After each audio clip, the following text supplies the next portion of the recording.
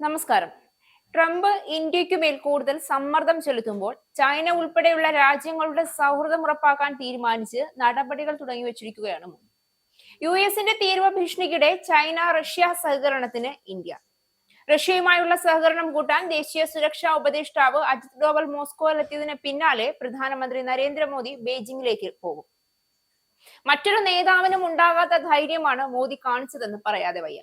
മറ്റു ലോക നേതാക്കന്മാരൊക്കെ ട്രംപിന്റെ വാക്കിനു മുന്നിൽ മുട്ടിടിച്ചു നിൽക്കുമ്പോഴാണ് മോദി തീവ്ര ഭീഷണിയുടെ മുനയൊടിച്ചുകൊണ്ട് ഇന്ത്യൻ പ്രതിനിധിയെ റഷ്യയിലേക്ക്, അതും ബന്ധം കൂടുതൽ ദൃഢമാക്കാൻ വേണ്ടി അയച്ചിരിക്കുന്നത്.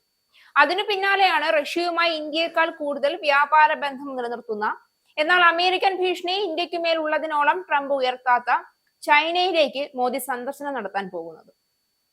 ട്രംപ് വരുന്ന ആഴ്ചകളിൽ തന്നെ പുടിനുമായി ചർച്ചയ്ക്ക് തീരുമാനിച്ചിരിക്കുന്ന പശ്ചാത്തലത്തിൽ റഷ്യയെ ഇന്ത്യയുമായി അകറ്റാനുള്ള എല്ലാ ശ്രമങ്ങളും ട്രംപ് നടത്തുമെന്ന കാര്യവും ഇന്ത്യ മുന്നിൽ കാണുന്നുണ്ട്.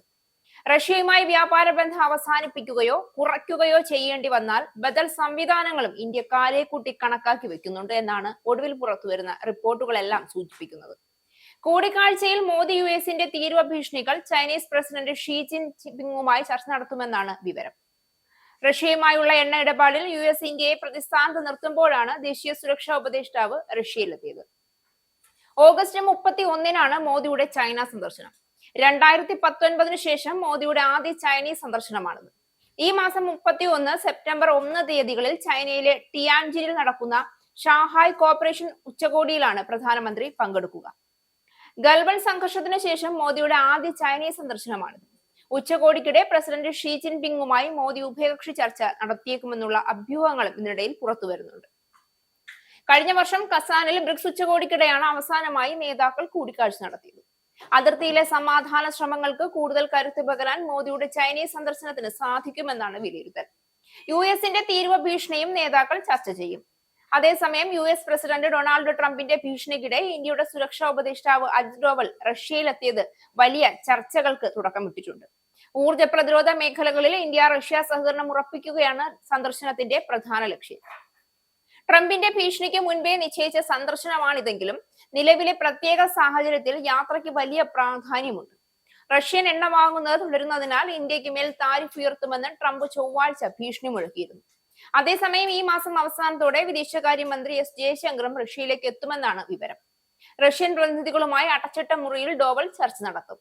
പ്രാദേശിക സ്ഥിരത, തീവ്രവാദ വിരുദ്ധ സഹകരണം, ഊർജ്ജ സുരക്ഷ എന്നിവയാണ് ചർച്ച ചെയ്യുക. റഷ്യൻ നിർമ്മിത വ്യോമ പ്രതിരോധ സംവിധാനമായ S-400 ഇന്ത്യ വാങ്ങുമെന്ന് തന്നെയാണ് വിവരം. ഇന്ത്യക്ക് 50% തീരുവ ഏർപ്പെടുത്തിയ വിഷയത്തിൽ കർഷകരുടെ താല്പര്യങ്ങളിൽ ഒരു വിട്ടുവീഴ്ചയും ചെയ്യില്ല എന്ന ഉറച്ച നിലപാടിൽ തന്നെയാണ് ഇത്രയുമൊക്കെ സംഭവിക്കുമ്പോഴും മോദി. ഈ തീരുമാനത്തിന് വലിയ വില നൽകേണ്ടി വന്നേക്കാമെങ്കിലും കർഷകർക്കായി അതിനു തയ്യാറാണെന്നും മോദി ഉറപ്പിച്ചു പറയുമ്പോൾ മോദിയുടെ ചങ്കുറപ്പിന് മുന്നിൽ ട്രംപിന് പോലും ഇടർച്ചയുണ്ടാകുന്നു എന്നതാണ് സത്യം.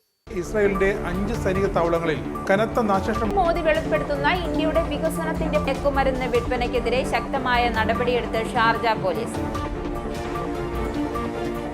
അമേരിക്കയിലെ സാധാരണ മനുഷ്യരോട് കൂടിയാണ് കോൺഗ്രസിനുള്ളിൽ പങ്കുവയ്ക്കാൻ ഓപ്പറേഷൻ സിന്ദൂറിൽ ഉപയോഗിച്ച